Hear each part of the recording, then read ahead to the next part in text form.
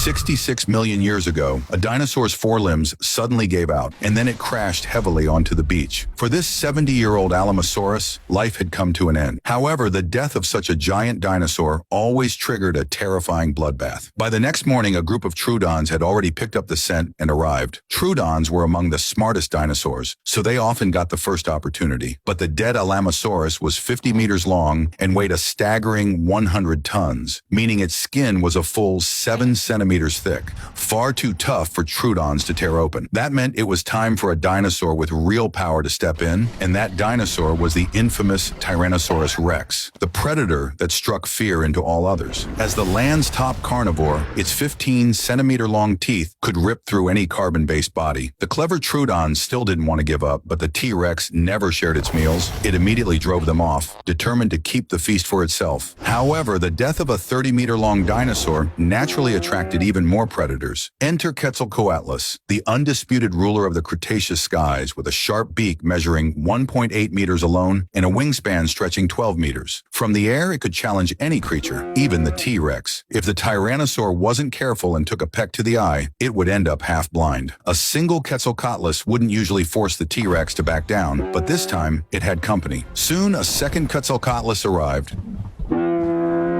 And now, facing two opponents, the T-Rex was in serious trouble. A fight was inevitable. Despite their numbers, the Quetzalcoatlus pair avoided direct combat, using their aerial advantage to harass the T-Rex from above. Since the T-Rex couldn't fly, it had no way to counterattack. In the end, the frustrated tyrant had no choice but to retreat. This time, it had only lost due to the open terrain, but next time might be different. Now, the two pterosaurs could eat their fill. But that T-Rex wasn't about to give up. It had learned its lesson and went home to fetch its mate before heading into the forest. With two T-Rexes hunting together, the danger wasn't just doubled, it was a game changer. Yet they didn't grow overconfident. Skilled hunters always stay humble. The nearby Triceratops herd might have been delicious, but they were formidable opponents, so the T-Rexes needed a perfect plan. Night fell quickly, and the two T-Rexes began to stir. Thanks to their stereoscopic vision, darkness was no obstacle. To them, night and day were the same. Despite their massive size, thick footpads allowed them to move almost silently, making them terrifying nocturnal hunters. This time, their targets were a group of Edmontosaurus. While these dinosaurs lacked strong defenses, they were nearly as large as the T-Rex and twice as fast, meaning the predators had only one chance to strike. The pair had hunted together countless times, so they took their positions flawlessly. The Edmontosaurus family kept sentries on watch while resting, so one T-Rex deliberately made noise to lure the lookout away, while the other slipped into the herd unseen. Despite their caution, the Edmontosaurus failed to detect the hunters, and that's when the killing began. The male T-Rex